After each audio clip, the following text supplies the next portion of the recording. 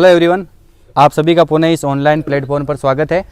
आज हम kinetic theory and thermodynamics जो BSc second year and BSc BEd secondary के अंदर चलती है उसका 18th एपिसोड लेकर आए। ठीक है, इससे पहले वाला जो अपना 17 एपिसोड था उसके अंदर अपन ने देखा कि किस प्रकार अपन ने हीलियम और हाइड्रोजन दोनों को अपन ने लिक्विड अवस्था में चेंज किया, liquefaction of hydrogen and helium, क्योंकि ये दोनों ऐसी गैसें हैं जिनको गैस से द्रव अवस्था में लाने के लिए बहुत एक एक्सपेरिमेंट करना पड़ता है और उसी के द्वारा अपन ने हीलियम और हाइड्रोजन को द्रव अवस्था में बदल दिया था। दोनों डायग्राम और विद थ्योरी अपन ने कर ली थी। अब हीलियम से अपने पास जब हीलियम आपका लिक्विड अवस्था में चेंज हुआ तो आपके पास दो अवस्थाएं यहाँ पर, एक तो बना यहाँ पर हीलियम फर्स्ट और हीलियम सेकंड। मतलब हीलियम जो अपना पार्ट था हीलियम आपको इसने चेंज किया गैस से लिक्विड के अंदर। ठीक है, तो ये दो ग्रुप में डिवाइड हो गया। एक का तो नाम हो गया द्रव हीलियम फर्स्ट और एक को अपन कहेंगे द्रव हीलियम सेकंड।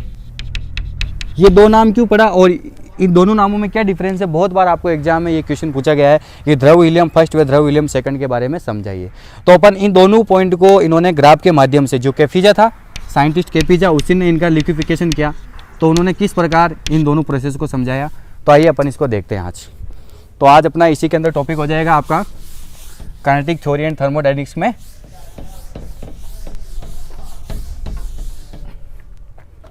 द्रव हीलियम फर्स्ट व द्रव हीलियम सेकंड। द्रव हीलियम फर्स्ट व द्रव हीलियम सेकंड। ठीक है, इसके बारे में अपने को फिट आउट करना है। तो आइए अपन सबसे पहले ग्राफ बनाते हैं। इसमें ग्राफ के द्वारा इसको अपन एक्सप्लेन करेंगे।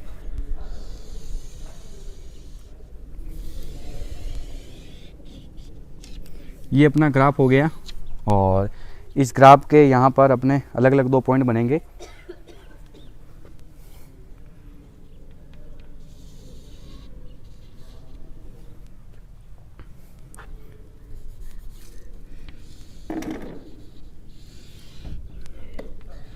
ठीक है, ये दोनों ऐसे पॉइंट हो गए अपने पास और एक ऐसे कैसी सेम प्रोसेस नीचे हो जाएगा आपका यहाँ पर इस जगह।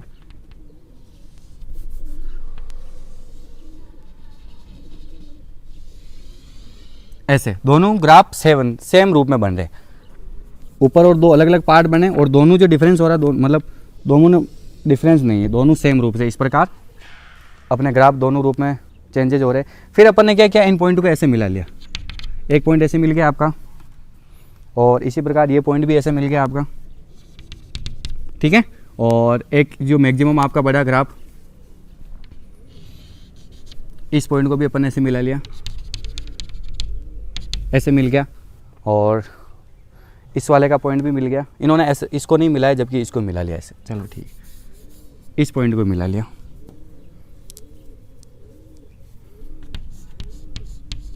ठीक है, इस वाले पॉइंट को मिला लिया।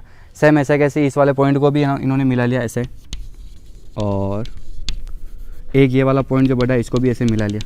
ठीक, ऐसे अपने पास दो अलग अलग पॉइंट आए। फिर उसके बाद इस लाइन को मिला लिया, जो लाइन बनी है आपकी। ठीक है, मैं ये ध्यान रखना, ये मान आपका ऐसे बढ़ा, हल्का सा बढ़ा और एक पॉइंट पर पहुंचा और इस पॉइंट से वापस आपका मान ऐसे बढ़ा।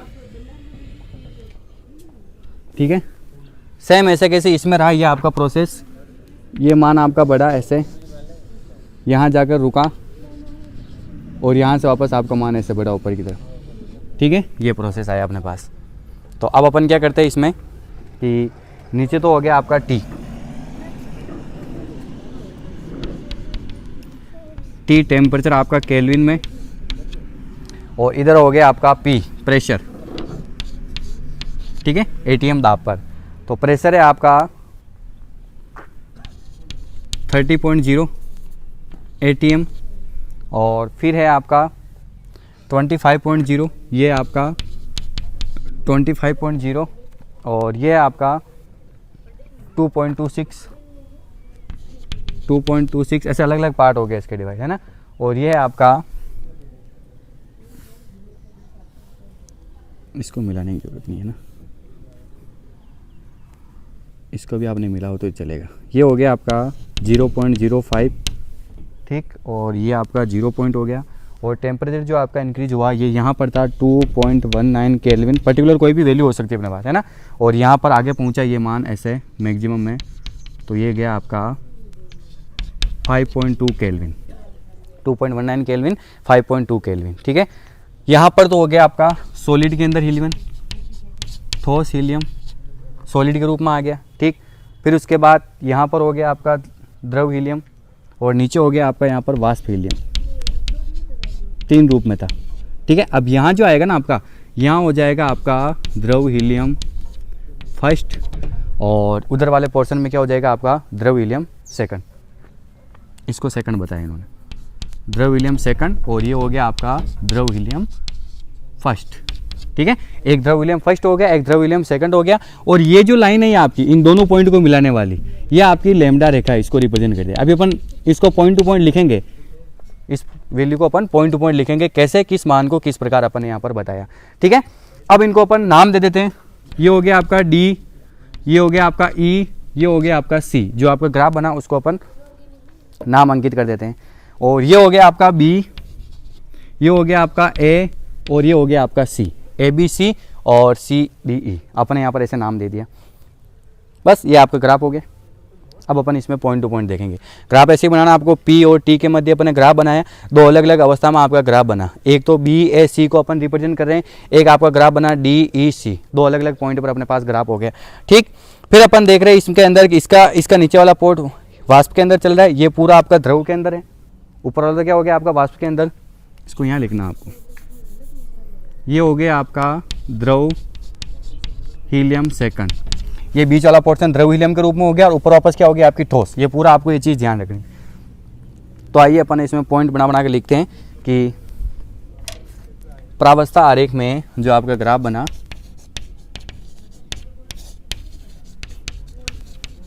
प्रावस्था आरेख में वक्र बी ए सी, वक्र बी ए सी, कौन कौन सा वक्र, वक्र बी ए सी, वो बी ए सी क्या आपका हीलियम के क्वथनांक, हीलियम के क्वथनांक पर दाब को, हीलियम के क्वथनांक पर दाब के प्रभाव को व्यक्त करता है।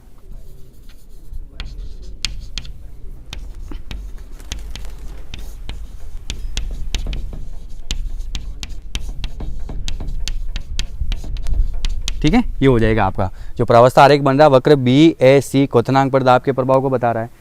और यह है वक्र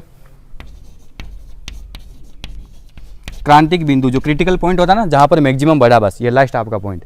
तो यह है वक्र क्रांतिक बिंदु,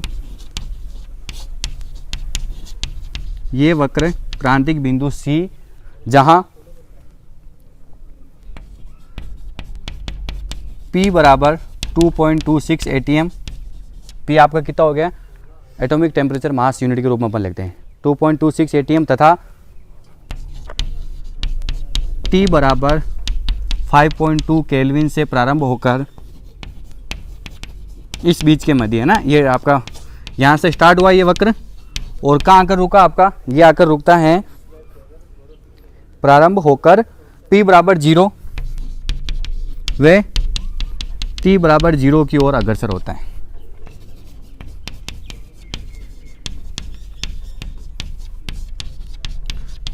ठीक है, पहला वक्र ये जो आपका है यहाँ पर ये है, इस वक्र का नाम है क्वथनांक वक्र, BSC। ये वक्र यहाँ से शुरू हुआ C से, जहाँ पर इसका प्रेशर कितना है 2.26 ATM एंड इसका टेम्परेचर कितना है 5.2 केल्विन। यहाँ से प्रारंभ हुआ और धीरे धीरे इसका मान घटता हुआ देखा जाए तो बिल्कुल 0 की ओर हो रहा है, मतलब P भी 0 होना चाह रहा है और T भी क्या हो रहा है 0 की ओर अग्रसर हो रहा है। तो एक ये हो गया आपका वाष्प वाला, फिर ये बीच वाला द्रव वाला पोर्शन हो जाएगा और ऊपर वाला क्या हो जाएगा ठोस वाला पोर्शन हो जाएगा। फिर अपन आगे इसमें लिखेंगे पॉइंट टू पॉइंट, आपको ऐसे लिखना है थ्योरी के रूप में। आगे अपन इसमें देखेंगे कि इस वक्र से नीचे, इस वक्र से नीचे,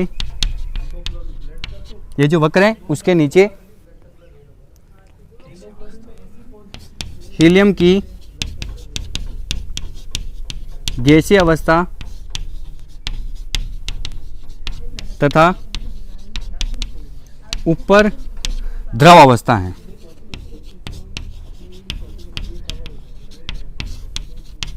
ओके, ये एक वक्र ये ले लिया अपन ने, इसके ऊपर तो द्रव को, उसके ऊपर तो द्रव अवस्था है, नीचे क्या है गैसीय अवस्था। एक अपन नया वक्र देखेंगे इसके बारे में, तो इसके नीचे वापस वही द्रव अवस्था होगी और इसके ऊपर क्या होगी, ठोस अवस्था। तो अपना लिक्विड यहाँ पर 3 रूप में, ठोस, द्रव और गैस के रूप में आ गए। थ्योरी आपको पॉइंट टू पॉइंट ऐसे ही लिखनी है। देखो अपन ने क्या लिखा, ये वक्र लिया और ये चीज़ बता रहा है ये, फिर ये P बराबर इतना था मैक्सिमम, जिससे ये 0 की ओर अग्रसर होता है। अब आगे चलिए, पहला पॉइंट आपका है ना, ये पहला पॉइंट है, ये आपका पहला पॉइंट हो गया। और इस वक्र को अपन बोलते हैं, एक लाइन और लिख दो इसमें, इस वक्र को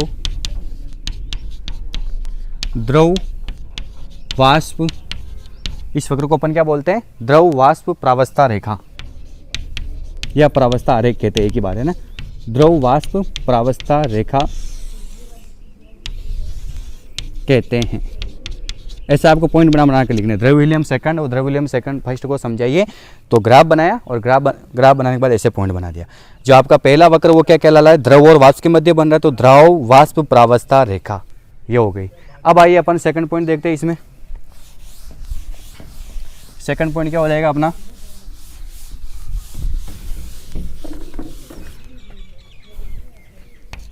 सेकंड पॉइंट हो जाएगा अपना कि वक्र DEF, यहाँ पर F नॉट C, यहाँ पर F ध्यान रखना है ना। वक्र जो कर्व है आपका DEF, ये किसको बता रहा है, ठोस द्रव प्रावस्था रेखा को। तो वक्र DEF हीलियम के हिमांक पर, यहाँ पर हिमांक वाला पॉइंट हो जाएगा और नीचे था क्वथनांक पर, हीलियम के हिमांक पर दाब प्रभाव को व्यक्त करता है। हीलियम के हिमांक पर दाब के प्रभाव को व्यक्त करता है। हीलियम के क्वथनांक पर, हिमांक पर प्रेशर को बता रहा है। और इसे अपन बोलेंगे ठोस द्रव, सॉलिड और लिक्विड, इसे ठोस द्रव प्रावस्था लाइन, जो आपकी लाइन बन रही है सॉलिड लिक्विड इक्विलिब्रियम लाइन, ठोस द्रव प्रावस्था रेखा, ठोस द्रव प्रावस्था रेखा कहते हैं। ठीक है, एक नया वक्र बना DEF, जो हिमांक पर दाब के प्रभाव को बता रहा है। ऊपर वाला पोर्शन ठोस, नीचे वाला हो गया द्रव। तीसरा पॉइंट लिखेंगे अपन इसमें, तीसरा पॉइंट हो जाएगा आपका इसी के अंदर, पहले इसी में पूरा लिखना आपको कि 25 ATM से अधिक दाब लगाकर, बुक्स में आपको बहुत लेंदी दे रखा है, ध्यान रखना, मैं पॉइंट टू पॉइंट आपको लिखा रहा हूँ और यही आपको एग्जाम के अंदर लिखना है, कैसे पॉइंट बनाकर। तो 25 ATM से दाब से अधिक दाब लगाकर, 25 ATM से 25 ATM दाब से 25 ATM दाब से अधिक दाब लगाकर ही, अधिक दाब लगाकर ही ठोस को किस में, इसको हीलियम को किस में चेंज कर सकते हैं अपन, ठोस अवस्था में, लगाकर ही हीलियम को ठोस अवस्था में परिवर्तित किया जाता है। ठीक है, ये चीज़ ध्यान रखना। हीलियम को ठोस अवस्था में कैसे बदलेंगे कि 25 ATM से ज़्यादा प्रेशर लगाएंगे, देखो मान बढ़ रहा है ऊपर, और इससे ज़्यादा प्रेशर पर ही आपका हीलियम किस में चेंज हो जाएगा, ठोस के अंदर चेंज हो जाएगा। ये हो गए आपके 2 पॉइंट हो गए। अब लिखेंगे अपन इसमें तीसरा पॉइंट, बस ऐसे पॉइंट टू पॉइंट अपने को बनाना है द्रव हीलियम फर्स्ट सेकंड में। तीसरा पॉइंट हो जाएगा अपना द्रव हीलियम का हिमांक वक्र, द्रव हीलियम का हिमांक वक्र DEF, यही है हिमांक वक्र DEF, वे क्वथनांक वक्र BAC। एक तो हिमांक वक्र हो गया आपका DEF और क्वथनांक वक्र क्या हो गया आपका BAC। दोनों एक ही बिंदु पर नहीं मिलते हैं, दोनों अलग अलग हैं, दोनों एक ही बिंदु पर नहीं मिलते हैं। दोनों देखिएगा आप, दोनों पॉइंट आपके क्या जा रहे हैं, अलग अलग जा रहे हैं, दोनों एक ही बिंदु पर नहीं मिलते हैं, अर्थात किसी भी ताप पर, अर्थात टेम्परेचर अपने पास कितना भी हो, किसी भी ताप पर अपन क्या कर सकते हैं, हीलियम की तीनों अवस्था, किसी भी ताप पर हीलियम की तीनों अवस्था साम्य अवस्था में नहीं पाई जाती। तीनों अवस्थाएं साम्य अवस्था में नहीं पाई जाती, इक्विलिब्रियम कंडीशन है ना, साम्य अवस्था में नहीं पाई जाती है। ठीक है, क्या लिखा अपन ने, तीसरा वाला पॉइंट कि जो आपका ये वाला हिमांक वक्र है और क्वथनांक वक्र, इसका कोई पॉइंट कहीं नहीं मिल रहा है, दोनों अलग अलग है। तो अपन कह सकते हैं कि जो हीलियम की जो तीन अवस्था अपने पास हुई वो तीनों साम्य अवस्था में नहीं होगी, इक्विलिब्रियम कंडीशन के अंदर नहीं होगी। चौथा पॉइंट लिखेंगे अपन वापस, ऐसे पॉइंट टू पॉइंट आपको बना के लिखना है। चौथा पॉइंट हो जाएगा अपना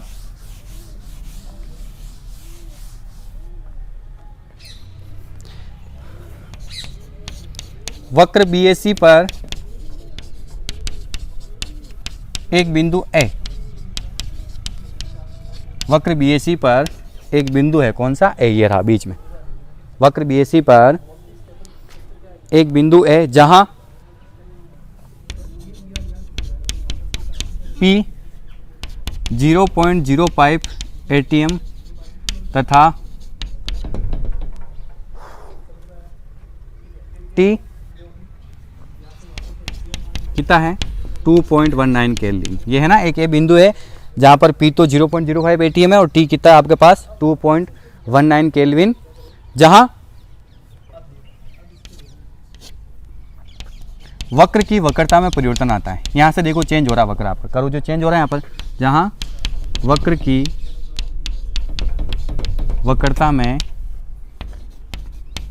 परिवर्तन आता है, चेंज हो रहा है। देखो यहाँ से पॉइंट से पहला आपका कर्व ऐसे था, ठीक है, इस पॉइंट पर जाकर वापस आपका कर्व चेंज हो गया, वक्र की वक्रता में क्या हो रहा है, परिवर्तन आ रहा है। सेम ऐसे कैसे यहाँ पर भी आ रहा है। ठीक है, तो आगे देखेंगे अपन जहाँ वक्र की वक्रता में परिवर्तन आता है, इसी प्रकार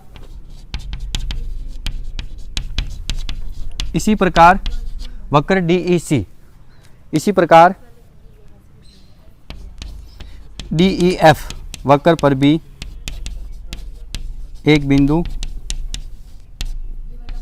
वक्र पर भी एक बिंदु E, एक बिंदु क्या है आपका E है, जहां P बराबर कितना है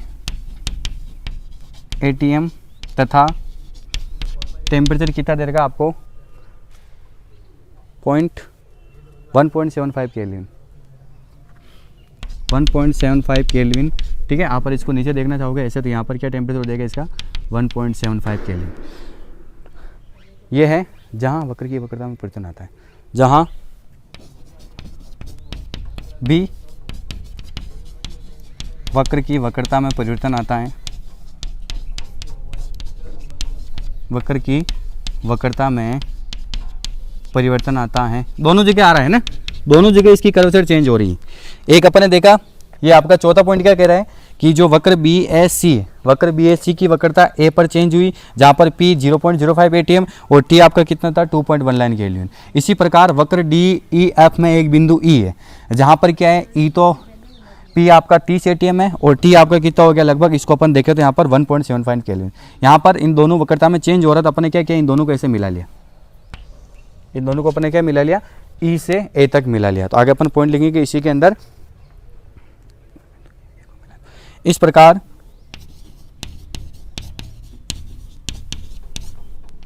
बिंदु E व A को मिलाने पर, इस प्रकार बिंदु E व A को मिलाने वाली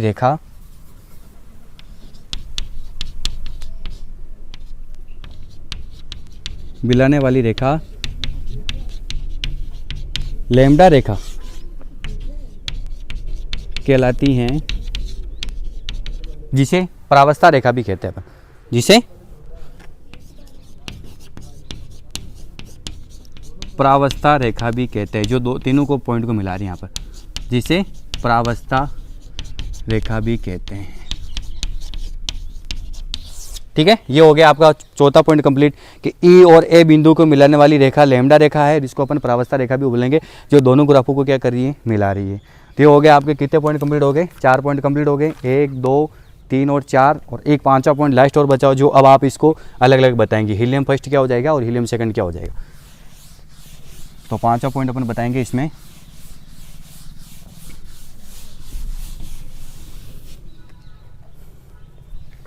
कि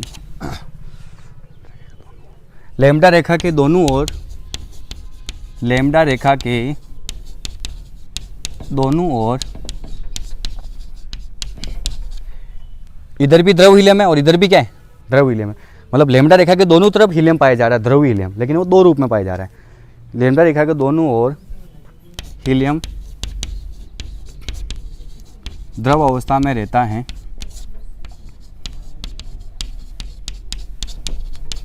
लैम्डा रेखा के दोनों ओर हीलियम द्रव अवस्था में रहता है, परंतु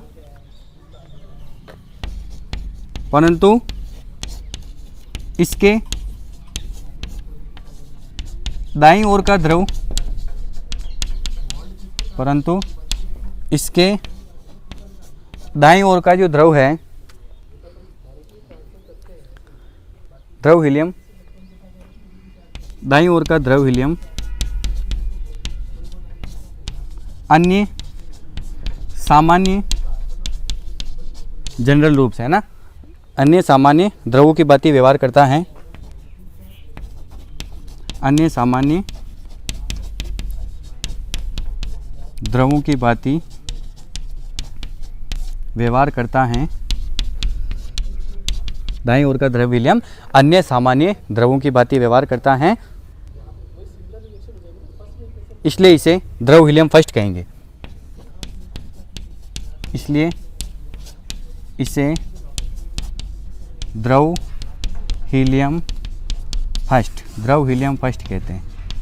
देखिए द्रव हीलियम फर्स्ट क्या होगा, लैम्डा रेखा के दोनों ओर द्रव हीलियम पाया जाता है, लेकिन अपन ने इसको देखा कि द्रव हीलियम फर्स्ट है, इसके दाईं ओर, दाईं ओर का मतलब ये हो गया, इसके दाईं ओर का जो हीलियम होता है वो जो अन्य सामान्य जो द्रव हीलियम होते हैं ना, उसी की बातें व्यवहार करेगा। एक आप लिक्विड लेकर आइए, हीलियम को लिक्विड रूप में लेकर आइए, और एक इसको मिलाइए, दोनों सेम है, तो इसका मतलब ये हो जाएगा द्रव हीलियम फर्स्ट। लेकिन इधर और का असामान्य व्यवहार करता है, इसलिए अपन इसको नाम दे दिया द्रव हीलियम सेकंड। ठीक है, तो आगे लिखेंगे तथा इसके बाईं ओर का, तथा इसके बाईं ओर का, तथा इसके बाईं ओर का द्रव हीलियम असामान्य व्यवहार करता है, असामान्य व्यवहार करता है, इसलिए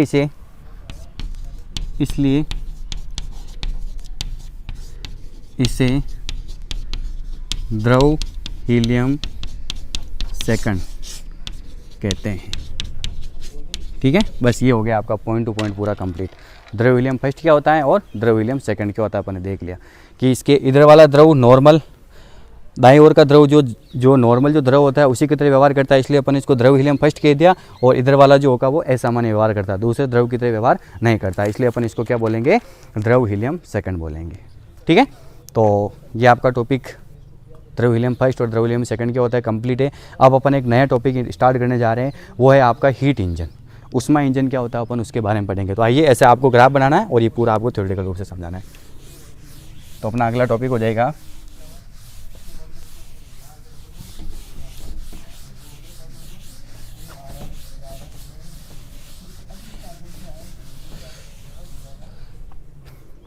हीट इंजन क्या होता है उसके बारे में पढ़ेंगे, उष्मा इंजन।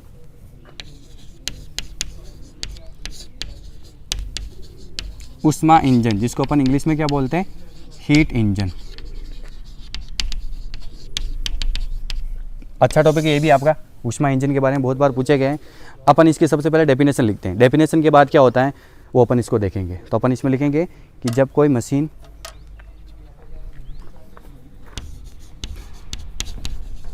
मशीन जब कोई मशीन उच्च ताप T1 केल्विन, जब कोई मशीन उच्च ताप T1 केल्विन पर Q1 ऊष्मा ग्रहण करती हैं, ठीक है, कितनी ऊष्मा ग्रहण कर रही है, Q1 ऊष्मा ग्रहण करती हैं, और यह कुछ उपयोगी कार्य W करके, और यह कुछ उपयोगी कार्य W करके शेष ऊष्मा आपकी क्या हो जाएगी, शेष ऊष्मा हो जाएगी आपकी Q2 बराबर Q1 माइनस W, ऐसा बता सकते हैं। शेष ऊष्मा आपकी क्या हो जाएगी, Q2 बराबर Q1 माइनस W को निम्न ताप T2K पर निष्कासित कर देती है, ऐसे पूरा प्रोसेस चलेगा। निम्न ताप T2K पर निष्कासित कर देती है, तो इस युक्ति को हीट इंजन कहते हैं। तो इस युक्ति को क्या बोलते हैं अपन, ऊष्मा इंजन कहते हैं, ठीक है। दो सोर्सेस होंगे अपने पास, अभी अपन इसको डायग्राम बना के भी समझेंगे। आइए इधर देखिए आप, हीट इंजन क्या होता है, हीट इंजन का मतलब ये हो गया कि एक कोई आपके पास मशीन है या आपके पास सिस्टम है, वो एक टेम्परेचर लेगा, मतलब एक आपके पास सिस्टम होगा ऐसा निकाय जिससे वो कुछ टेम्परेचर लेगा। T1 केल्विन ले लिया, माना कितना टेम्परेचर ले लिया आपने, T1 केल्विन, या यूं कहे इसको अपन ऐसे भी समझ सकते हैं कि जब कोई एक निकाय T1 केल्विन वाले निकाय से कुछ ऊष्मा ग्रहण करता है, उच्च ताप वाले निकाय से कुछ ऊष्मा ली, माना उसने क्या ले ली, ऊष्मा Q1, जैसे उसने ऊष्मा ली अब वो कार्य करेगा, और कार्य करने का मतलब कार्य कितना कर रहा है, W कर रहा है। कार्य कंप्लीट हुआ, उसके बाद बची हुई ऊष्मा, मतलब Q1 ऊष्मा ली, उसमें से कुछ ऊष्मा क्या होगी यहाँ पर खर्च होगी, और इसके पास बची हुई ऊष्मा को मैंने लिख दिया Q2 से, तो Q2 किसके बराबर हो जाएगा, Q1 माइनस W, वही होगा। Q2 बराबर क्या हो जाएगा, Q1 आपकी टोटल ऊष्मा ली उन्होंने, उसमें से W कार्य किया, अब बची हुई ऊष्मा Q2 वो अगले वाले निकाय को निष्कासित कर देगा। ये युक्ति कहलाएगी आपकी ऊष्मा इंजन कहते हैं। ये लिखा देखिए मैंने कि जब कोई मशीन उच्च ताप T1 केल्विन पर Q1 ऊष्मा ग्रहण करती हैं, और यह कुछ उपयोगी कार्य, जैसे इसने ऊष्मा ग्रहण करी और कुछ उपयोगी कार्य W करके शेष ऊष्मा क्या करती है, Q2 बराबर, शेष ऊष्मा क्या होगी आपकी, Q2 बराबर Q1 माइनस W को निम्न ताप T2 केल्विन, उच्च ताप वाला अलग हो गया, निम्न ताप T2 केल्विन पर निष्कासित कर देती हैं। तो इस युक्ति को अपन हीट इंजन कहते हैं। डायग्राम से अपन इसको ऐसे समझ सकते हैं कि ये हो जाएगा अपने पास, आप चाहो तो इसको एक बार मिटा के फिर अपन इसका डायग्राम समझेंगे।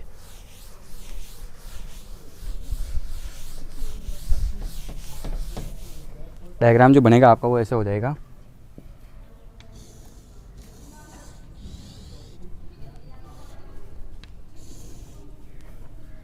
ठीक है, ऐसे कार्य हो रहे हैं, और कार्य होने के बाद फिर यहाँ पर W उपयोगी कार्य, ठीक है, और बाद में ये ऐसे सिंक को निष्कासित कर देती है, ठीक है। ये अपना W उपयोगी कार्य हो गया। यहाँ पर आप चाहो तो इसको ऐसे लिख सकते हो, ये तो हो गया आपका ऊष्मा स्रोत,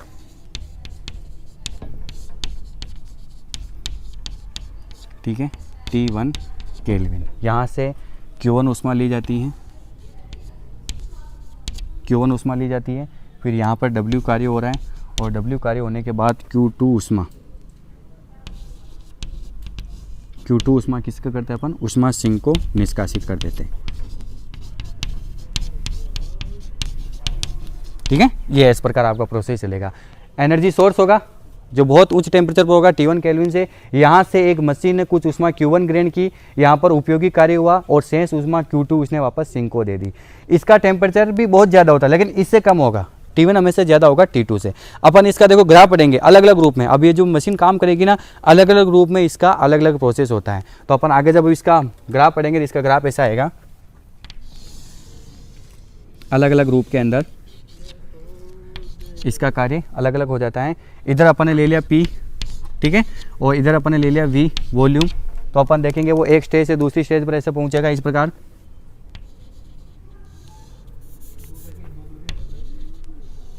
ऐसे, ठीक। फिर उसके बाद वापस नीचे आएगा ये ऐसे,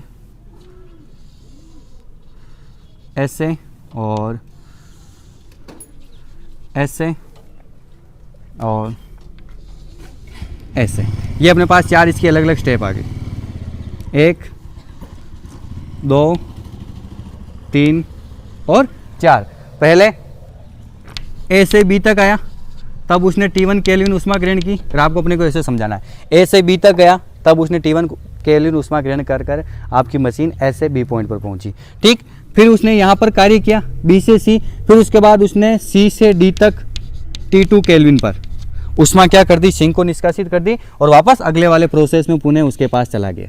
ये ऐसा आपका पूरा साइक्लिंग प्रोसेस चलेगा, जिसको अपन आगे पूरा अच्छे से देखेंगे कि किस प्रकार ये आपका जो चक्रीय प्रक्रम चलता है साइकिल प्रोसेस, और इस कंडीशन में किया गया टोटल वर्क निकालेंगे अपन। हीट इंजन के अंदर किया गया टोटल वर्क, ए से बी तक अवस्था पूछी, तब किया गया कार्य, बी से सी तक आया, फिर सी से डी तक पहुंचा और लास्ट में क्या हो गया, डी से ए तक। तो ये होता है आपका हीट इंजन के अंदर, अलग अलग प्रोसेस के अंदर इसका अलग अलग वैल्यू चलती है, ठीक। फिर इसके बारे में एक टॉपिक और आपका छोटा सा, रेफ्रिजरेशन। इसका जस्ट उल्टा होता है रेफ्रिजरेशन, जिसके अंदर क्या होता है, ये तो हो गया था आपका ऊष्मा इंजन। ऊष्मा इंजन को आप कैसे समझाना है, अब अपन देखेंगे रेफ्रिजरेशन चक्र, जिसके अंदर उल्टा होता है। यहाँ से ऊष्मा ली, फिर इसको दे दी, ये अपने को देखना है। तो आइए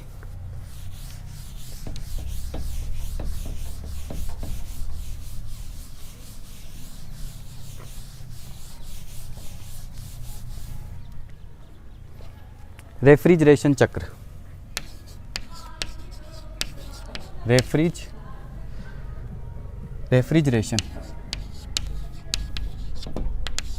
रेफ्रिजरेशन चक्र साइकिल, ठीक है। इसके अंदर क्या हो जाएगा, जस्ट इसका अपोजिट हो जाएगा कि जब कोई मशीन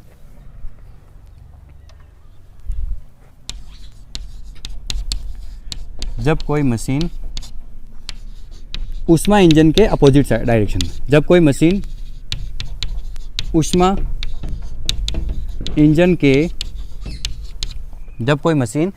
इंजन के विपरीत क्रम में कार्य करती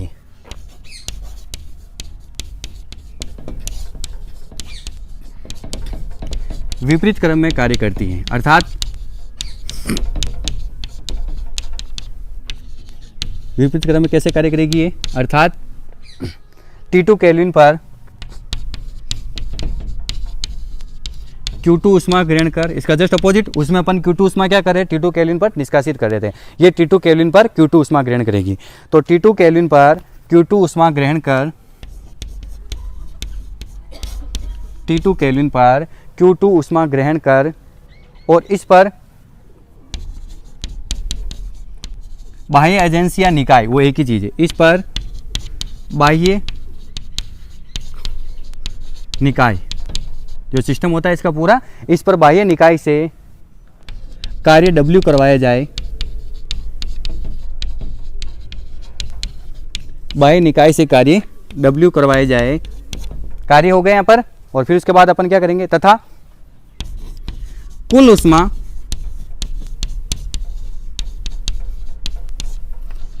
Q1 बराबर Q2 प्लस W, ये होगी कुल ऊष्मा। Q2 बराबर क्या था, Q1 माइनस W। Q2 बराबर अपने पास क्या आया था उसमें, उस प्रोसेस में कि जो शेष ऊष्मा जो बची, Q2 बराबर Q1 में से W कार्य हो गया। तो इसका मतलब जो Q1 किसके बराबर हो जाएगा, Q2 जो ऊष्मा ली और बाहर से जो कार्य हुआ टोटल उसके बराबर हो गया। तो शेष ऊष्मा या कुल ऊष्मा Q1 बराबर Q2 प्लस W उच्च ताप T1 केल्विन पर निष्कासित करें, उच्च ताप T1 केल्विन पर, हाई टेम्परेचर कितना हो गया आपका T1 केल्विन, उच्च ताप T1 केल्विन पर निष्कासित करें। तो इस प्रक्रम में होने वाला चक्र,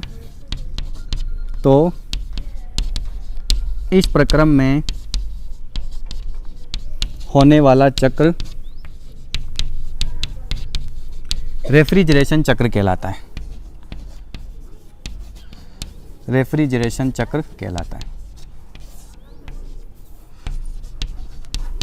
ठीक है। ये हो जाएगा आपका रेफ्रिजरेशन चक्र।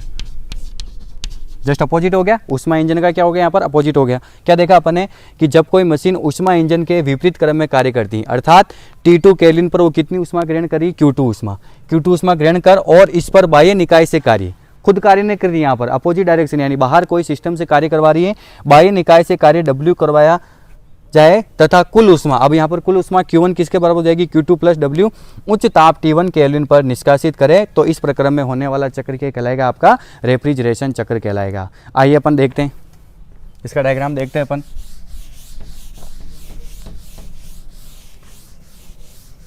इसका डायग्राम हो जाएगा इस प्रकार,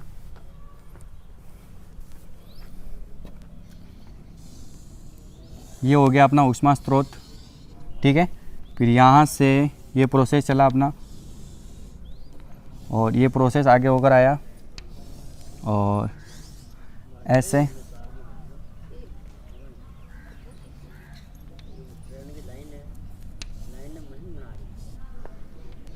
ये मशीन बन गई आपकी पूरी। अलग अलग प्रोसेस में इसका अलग अलग कार्य रहा और इसके अंदर वो यहाँ पर ये कार्य हो रहा है। ऊष्मा स्रोत हो गया आपका ये T1 केल्विन और ऊष्मा सिंक हो गया आपका ये T2 केल्विन। ओके, यहाँ से इसने Q2 ऊष्मा ली और यहाँ पर कार्य हुआ, यहाँ पर क्या हो रहा है, यहाँ पर कार्य हो रहा है। अब देखिए अपन ने उसमें एरो कैसे लगाया था, उसमें एरो ऐसे लगाया था, मतलब निकाय खुद कार्य कर रहा है और यहाँ पर किसी सिस्टम के द्वारा कार्य कराया जा रहा है और इसके बाद कुल ऊष्मा Q1 किसको दे दी, अपन ने ऊष्मा स्रोत को दे दी। ये प्रोसेस होता है आपका साइकिल प्रोसेस, ठीक है। आप अगर इसका ग्राफ प्लॉट करना चाहो तो इसका ग्राफ ऐसा आ जाएगा, इसका जस्ट उल्टा विपरीत क्रम में।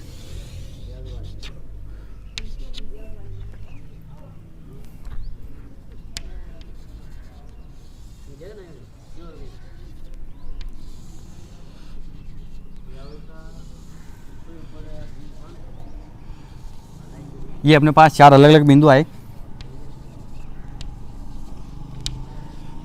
ठीक है। P इधर और V आपका इधर हो गया और अपने पास जो वैल्यू आई उसका जस्ट अपोजिट हो जाएगी A, B, C और D। पहले ये ऐसे गया, ऐसे D से वापस C से B और B से वापस क्या आ जाता है, A पर आ जाता है, ठीक है। यहाँ पर इसका टेम्परेचर T2 केल्विन था और यहाँ पर इसका कितना था, T1 केल्विन। अपोजिट डायरेक्शन में जो प्रोसेस चलेगा वो आपका क्या हो जाएगा, रेफ्रिजरेटर हो जाएगा, ठीक है। और अब अपन इसमें एक लाइन और लिख सकते हैं, आप लास्ट में लिखना चाहो तो, कि अब अपने को एक चीज़ यहाँ पर पता है कि माना रेफ्रिजरेटर क्या कर रहा है, आप आगे लाइन लिखना जो मैं बोल रहा हूँ कि माना रेफ्रिजरेटर निम्न ताप T2 केल्विन पर, आप क्या लिखोगे, माना रेफ्रिजरेटर निम्न ताप T2 केल्विन पर Q2 ऊष्मा ग्रहण करता है। कितनी ऊष्मा ग्रहण कर रहा है यहाँ पर, Q2 ऊष्मा ग्रहण करता, हाँ ग्रहण करता है तथा उसे उच्च ताप T1 केल्विन पर, तथा उसे उच्च ताप T1 केल्विन पर Q1 ऊष्मा क्या कर देता, वो निष्कासित कर देगा। उच्च ताप पर पहुंचेगा और T1 केल्विन पर Q1 ऊष्मा निष्कासित कर देगा। तो इस प्रक्रम में कार्यकारी पदार्थ द्वारा किया गया कार्य कितना हो जाएगा, आप लाइन लिखोगे, इस प्रक्रम में कार्यकारी पदार्थ द्वारा किया गया कार्य, कार्य का फॉर्मूला कैसे हो जाएगा, कार्यकारी पदार्थ द्वारा किया गया कार्य, आपको पता है अभी अपने पास फॉर्मूला आया, Q1 बराबर क्या था, Q2 plus W is equal to, तो W बराबर क्या लिख सकते हैं अपन, Q1 माइनस Q2, यानी दोनों ऊष्माओं का अनुपात वो किसके बराबर हो जाएगा, यहाँ पर वर्ग के बराबर हो जाएगा, ठीक है। तो आज अपन इतना ही पढ़ेंगे और उम्मीद करेंगे कि आपको क्लास हर एक टॉपिक अच्छे से समझ में आया हो। कोई भी दिक्कत हो तो आप मेरे को कमेंट्स करके पूछ सकते हो और आज के अपन क्वेश्चन लिख सकते हैं। इसका थोड़ा प्रोसेस और रहेगा, रेफ्रिजरेशन चक्र की दस्ता, वो अपन आके देखेंगे। आज के अपन क्वेश्चन लिख लेते हैं। क्वेश्चन हो जाएगा आपका पहला, द्रव हीलियम फर्स्ट वे, द्रव हीलियम सेकंड, द्रव हीलियम फर्स्ट वे, द्रव हीलियम सेकंड को समझाइए, ठीक है। एक क्वेश्चन आपका ये हो गया और एक क्वेश्चन हो गया आपका ऊष्मा इंजन किसे कहते हैं, ऊष्मा इंजन को समझाइए, एक्सप्लेन हीट इंजन, ठीक है। और एक क्वेश्चन हो जाएगा आपका रेफ्रिजरेशन चक्र को समझाइए, रेफ्रिजरेशन चक्र को एक्सप्लेन करो। ठीक, ये तीनों आपके क्वेश्चन है जो आप इसको करना। तो अपना कीमती समय देने के लिए आपको बहुत बहुत धन्यवाद।